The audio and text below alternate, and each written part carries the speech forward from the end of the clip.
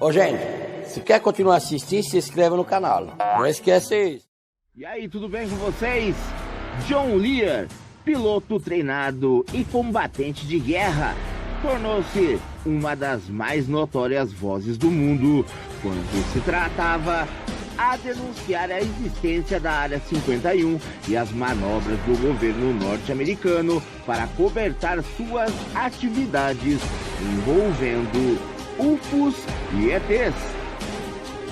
O que você vai assistir agora é uma das últimas entrevistas do notório John Lear. Segundo ele, a nossa lua é artificial e o homem nunca chegou nela. Se você quer curtir esse mini documentário comigo, pegue o seu chapéu de alumínio e venha! Eu sou o André e você está no infame canal Viajante Zero. É muito viado.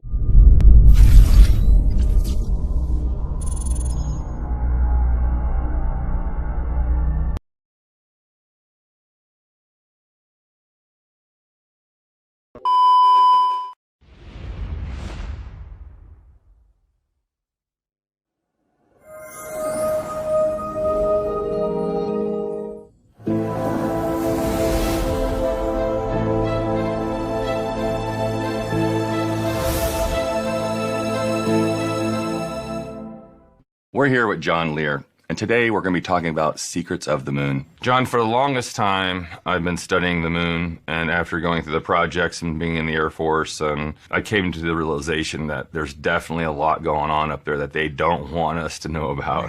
The moon is a spaceship. It was built on Jupiter about 38 million years ago, and between the time it was built and 15,000 years ago, it's been touring around our solar system. Our solar system, we're told by NASA there's 9 planets. There's actually 40. There's the Earth plus 39. And each of those planets has a civilization, and each of those planets has moons that have civilizations. There's so much going on out there that, we could not possibly grasp how much is going on in our solar system. There's so much air traffic control. It's fantastic. The amount of trade that goes on, both technologically and sociologically, it's just amazing, all the stuff that's going on. So it was made on Jupiter. By who? By what race? By, I don't know. Just some ET race, yeah. And it's been towed around to the different moons doing exactly what it's doing now, and that is monitoring whoever lives on there and abducting or doing whatever it is they would like to do. Now, it doesn't have its own propulsion. It has to be towed.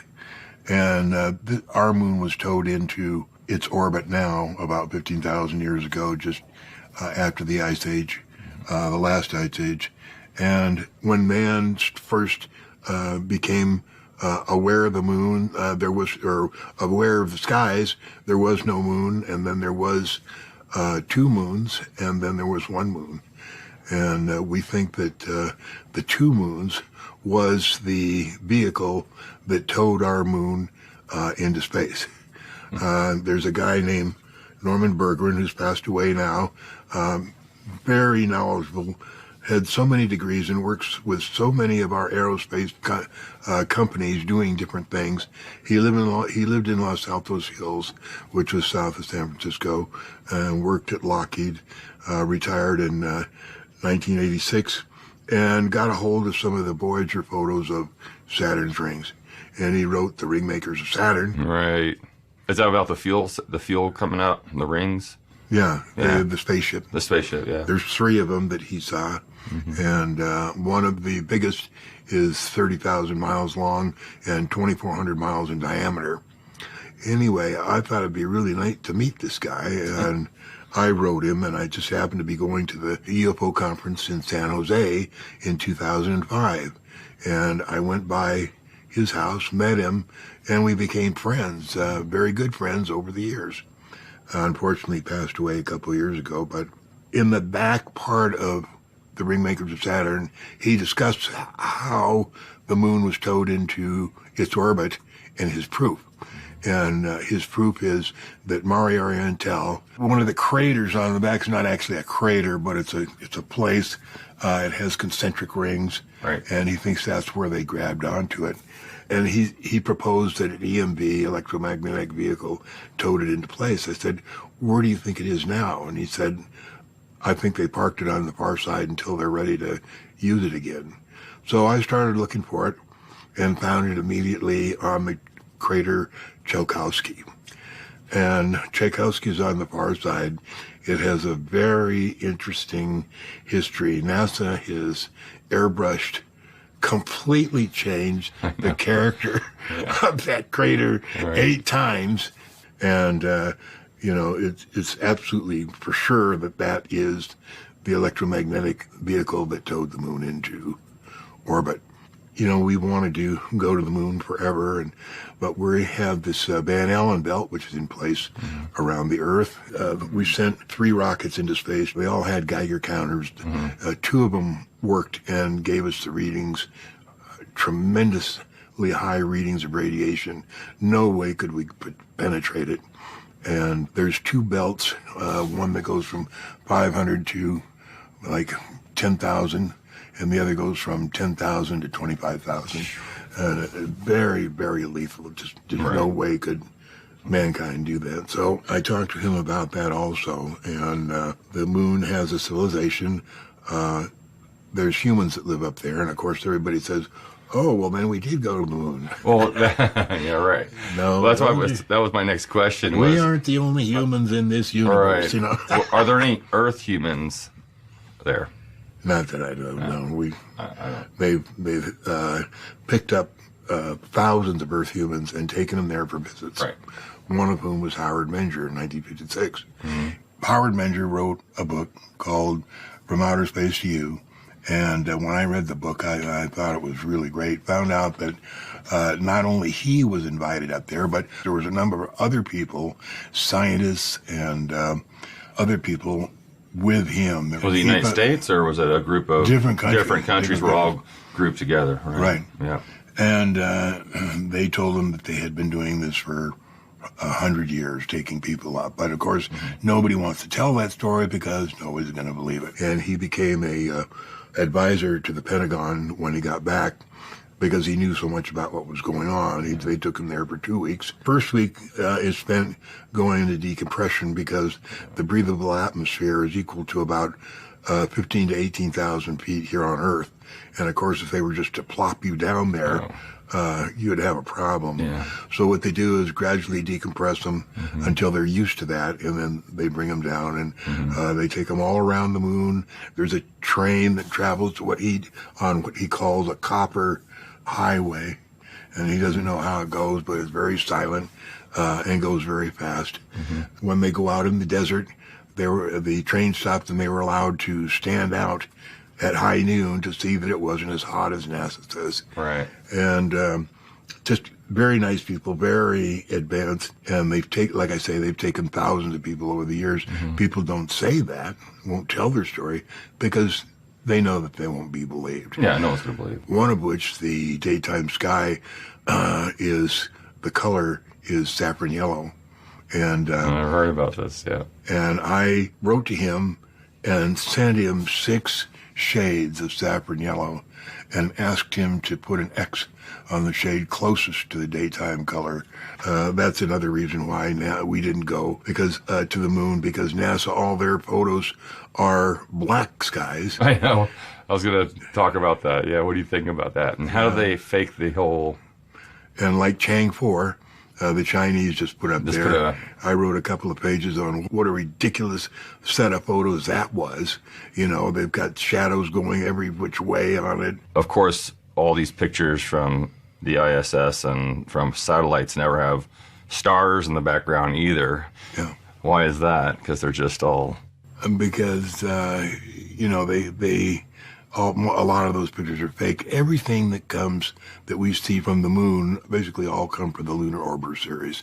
Boeing built that camera and spacecraft, and it was 5 of them were launched between 1965 and 1967. And they took thousands and thousands of photos. and developed them as the craft was in orbit, and then they crashed into the moon. There's fantastic pictures. By complete sheer accident, have collected about 35 of them, and some of them have been airbrushed, but we can see more than anybody else would. That picture right down there by the electric piano, Copernicus, it was a photo taken on angle, and it's a fantastic picture, but there's so much going on in there.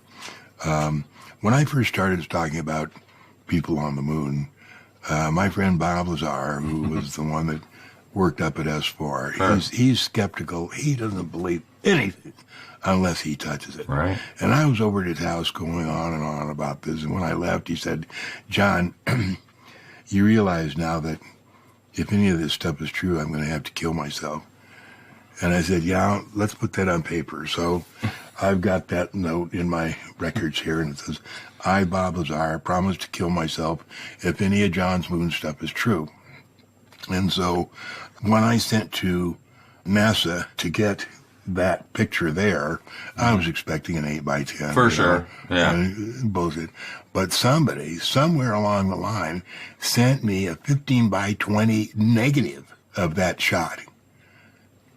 I never did find out who it was, but this was in the early or mid-90s, and in Las Vegas, there was nobody that could give me a positive, a 15x20 negative. Right. The technology didn't exist. Right. So anyway, I had to wait 5 years for the technology to get to Las Vegas, and on the top right side, at the very top, there's what we call the parking garage. It's a 3-story structure, about 300 feet in width, and it has a ramp on the side that looks like it's a parking ramp. So as a joke, we call it the parking garage. So I took the 15x20 over to Bob's house, and he looks at it and says, damn, you're right, John. There's no way that's a natural thing. And I said, okay, Bob, now, we've been friends for a long time, and, I don't want to do anything that would upset you, but you did promise to kill yourself if any of my moon stuff was true. And he said, well, how can I get out of it? And I said, well, just take this piece of paper and write, I, Bob Lazar, in return for not having to kill myself, do readily admit that there was a building on the top part of Copernicus. What are they doing up there on that moon? That you've heard of? They farm, they do technological stuff, they build stuff, they trade the things that they produce with the other planets in our solar system. It's just, kind of like Earth, but they don't fight or, have any wars or anything or no social problems like that.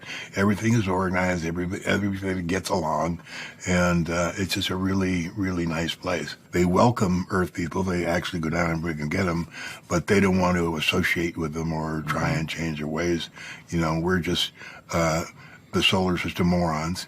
Yeah, and have to evolve on our own here. And they send down spaceships from all the different planets to look at the morons. It's like a zoo. Boy, you're not going to believe what we saw on Earth today. There's a war going on. They sit there. So on the moon, there are humans. Yeah. Because in my work, I've seen so many human ETs. They're just, they're off. The DNA is just off a little bit. But they look just like us. Right. They're just like us. Exactly. Right. And who are these humans, and how long have they been there? Is this just an ongoing project?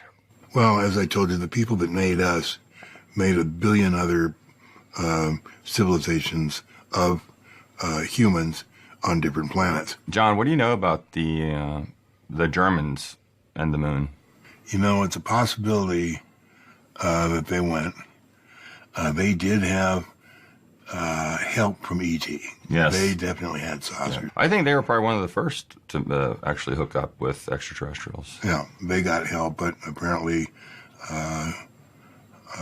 there's people say that they lost the war but won the peace.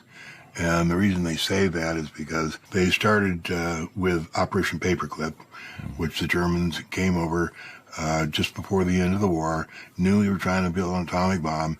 They had their own bomb, but they didn't have the initiator and all the other stuff to get it going. So they came over to us because they knew that we had everything else but the plutonium. And they said, we'll give you the plutonium we have so you can bomb Japan. All we ask is that you permit 5,000 Nazis citizenship after World War II. And that's how the CIA got infiltrated by... That became Operation Paperclip, and it was run by John Foster Dulles, who was Secretary of State, Allen Dulles, his brother, who was head of the CIA, and Eleanor Dulles, their sister, who was head of the Berlin desk for the U.S. And they funneled these 8,000 or 5,000 people, and probably more, gave them citizenship, and they began to infiltrate into the United States, took over NACA, which became NASA, and the only actual American that was ever in NASA was the administrator. Well, as soon as Wernher von Braun came in, they took all the American scientists, said, get out.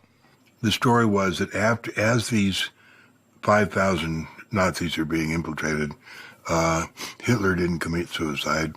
At the end of World War II, Hitler first went to Spain and then to Argentina, and then somehow eventually ended up in the United States. Was he in Antarctica, too? Yeah, he did go to Antarctica. I'm not sure what he found, probably the same as us, we're just told to get out. Hitler died in the United States, I believe at the Mayo Clinic in 1968.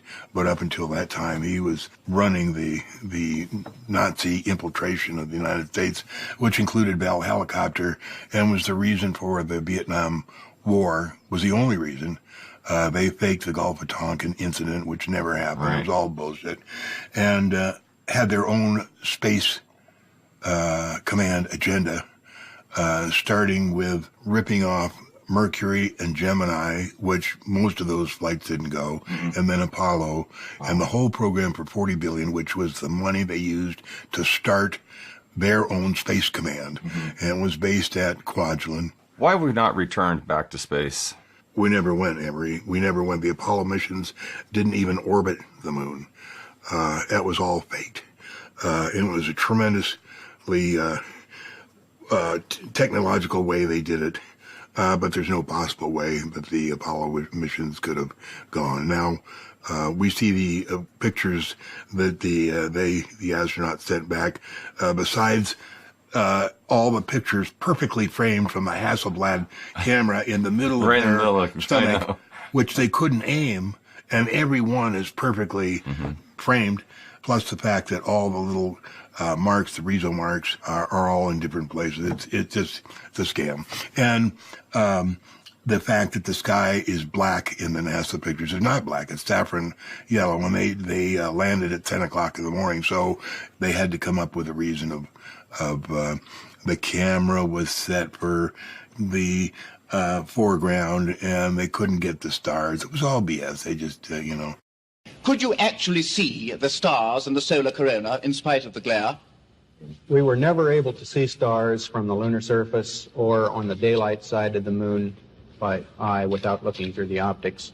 I don't recall during the period of time that we were photographing the solar corona what stars we could see.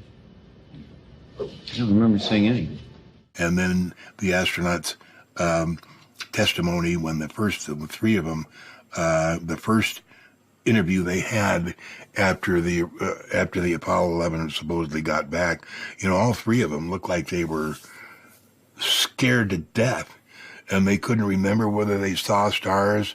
And then they said that, they saw it with the sextants that they had to determine their position. The computers they had those days, they had, 30K? Is that your memory? Right. All they had was 30K. There's no way they're going to determine an orbit, even if it's pre-computed, from taking off from the moon to get into orbit and latch up with a space module. No what do you think about the astronauts, like Buzz and them, who've come back and said when they arrived on the moon, there was, they were ready to greet us?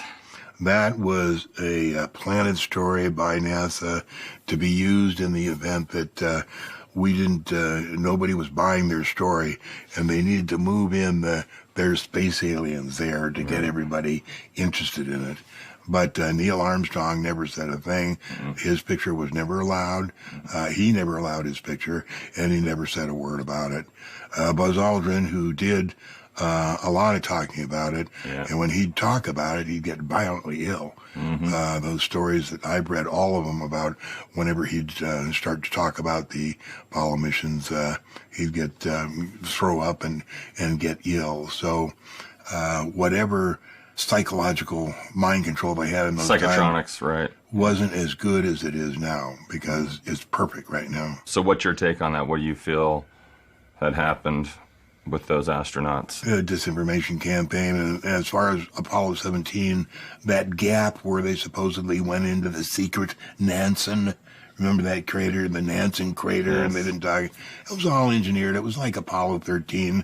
They had the problem, and everybody was worried if they'd make it back. It was all bullshit, and nothing happened. Right. One of the things that they don't talk about a lot is the NASA guy that was in charge of exposing all the deficiency of the Apollo program, and he and his family were killed by that train. Remember that train wreck that they had? And he was ready to testify before Congress. They killed him. They killed Gus Grissom. And the interesting thing about Gus Grissom was he was killed on January 27th, 1967. And a month before that, he had made a comment to the United States, or to the U.S. press, standing at the command module, and he had hung a orange or lemon on it. And he said, this thing ain't going to the moon in 2 years. This thing ain't going to the moon in 10 years. Because he was an engineer, and he knew how screwed up the program was. No possible way were they ever going to go to the moon. So they had to kill him. And the way they decided to do that was a fire on January 27, 1967.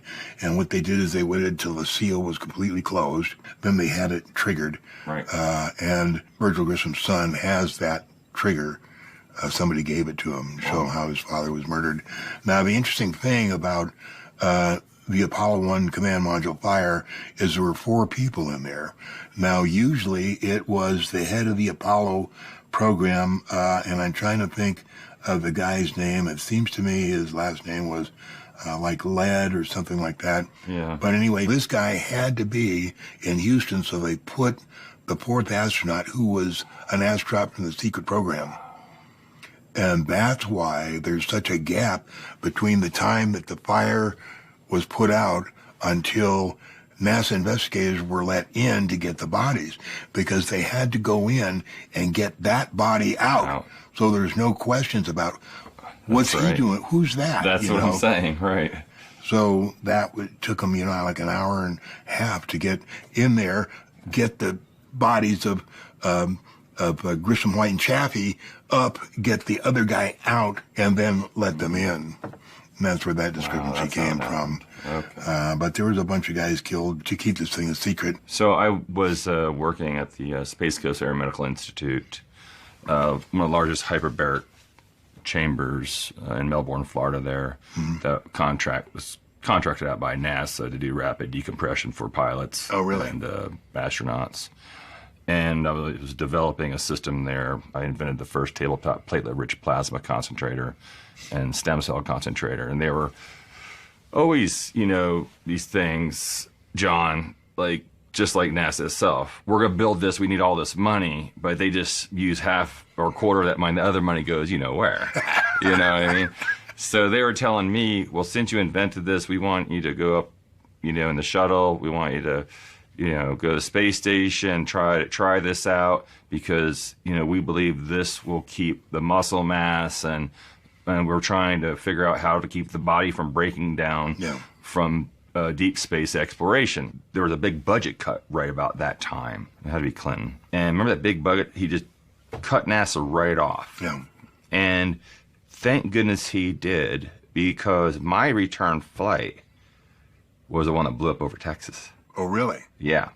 Then I found out 10, 15 later from an admiral of the Navy, well, you were supposed to be on that flight. Everyone on that flight was targeted for termination. Wow. Yeah. Well, when the shuttle was going, me and Ron Schmidt were running the Living Moon, and we were commenting. We were trying to figure out, why did it take, after the shuttle took off, 2.5 days to get to the ISS, when the Russians can do it in 37 minutes? Right. Why did it take? And the chief disinformation agent for NASA, he always had the answer to everything, and told us, well, obviously you guys don't know anything about orbital mechanics. It's just pure bullshit. But what we noticed was that the Russians always launched a Vostok on the same day that we launched a shuttle. And we couldn't figure that out. A Vostok towards the International Space Station. Then we started to get the manifests from the Vostok. And it was fruit and vegetables and food and stuff way more than they would have needed on the International Space Station. Right. Then the shuttles get to the International Space Station, and they open the hatch, and there's only 25% of the space used. So then we started backtracking, well, they're taking stuff up, but where's it going? It was all going to the stuff that the Navy had in orbit. The 13 DEWs, the foundries, they have 2 foundries up there making the D.D. And as you know, the D.D is the whole plate material for submarines and aircraft carriers that is lighter than titanium, stronger than titanium, and with a small electrical charge is able to keep the water from 5 to 7 centimeters away from the hull, right, which means they can go with no drag. Yep, no drag. And, the equation for hull-based boats is 1.34 times the square root of the waterline, which works out to be about 45 knots, which is all they say, know. And last year when they launched several of the Block T or Block 2 submarines that are coming online now, then they would say, we have some tremendous new technology in here, but they didn't bother telling the public what it was. Mm-hmm. So on my Facebook, I told them there's 3 parts of the technology. Number 1, they use fusion engines instead of fission, which is 1/10 the weight and right, 10 times the power, and they can use 2 or 3 instead of, in place of having a fission engine. Mm-hmm. The second thing is that they've got the D.D, which enables them to go 100 knots plus. It's incredible. And they don't want no one to know that, because we could be anywhere quick. Said, how do they keep the sailors from talking? Well, one thing is they don't let them go topside right, when they're going. That's right. And the second thing is, Navy guys don't talk about stuff that they're not supposed to. They knew too many guys that have gotten into trouble. Mm-hmm. So when they happen to get to some place 10 times faster normally, they're not going to go up to the commander and say, hey, something doesn't fit here right here, Right. If they want a job, they're going to keep their mouth shut. That's how they keep it secret.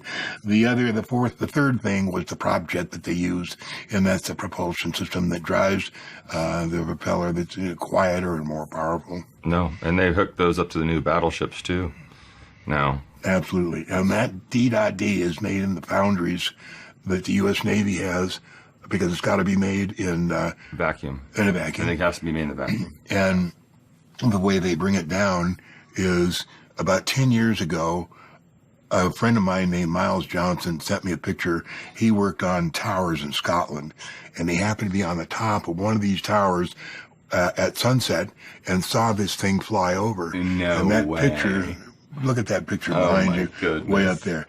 He saw that triangle coming over. He said it was 10 times bigger than a 747, and he said it took 7 seconds to get from straight up to the horizon. Right. And he was working right near Machrihanish. Oh. And we know that Machrihanish is some of the secret airplanes. Right. Now, I don't know how they hide something 10 times bigger than a 747, but I know that ship was hidden. So that was the transport ship for the D.D. Yeah. The big plane. Yeah. And about that time I'm posting about this, one of the mothers in the UK, who was on my page, said that her son had just got back from a deployment with his Navy and confirmed everything that I told him, right, the D.D and using the fusion engines. How big is that base up there that they're built, making the D.D, and how many manned personnel are you aware of? Up there? Yeah. It's between 1,000 and 1,500 astronauts, current and qualified, and most of them in orbit. So you can imagine there's all kinds of stuff going on. Oh, yeah, it's a huge salvaging program, too. What is in store for humanity that is in relation to the moon, and where is it going? Emery, you know what's great is we don't have to worry about that.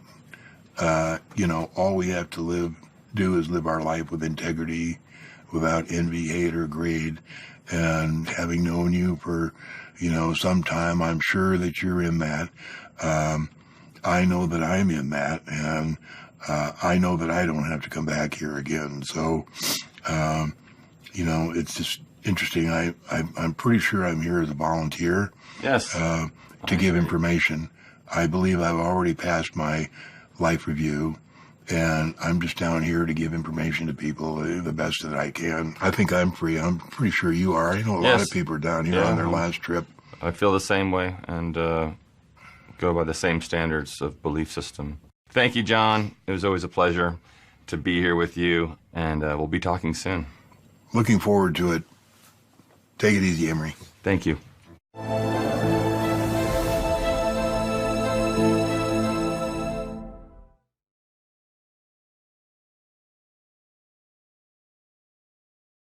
Não se esqueça de deixar aqui o seu like, gostei, se inscreva no meu canal. Se inscreva nesse canal, preciso de mais inscritos. Eu não aguento esse Whindersson Nunes com mais inscritos do que eu. Todos os dias fico doido. Clique em joinha, deixe o seu gostei, Consegui mais inscritos. Eu juro pra você que pinto meu cabelo de uma corzinha bem diferente.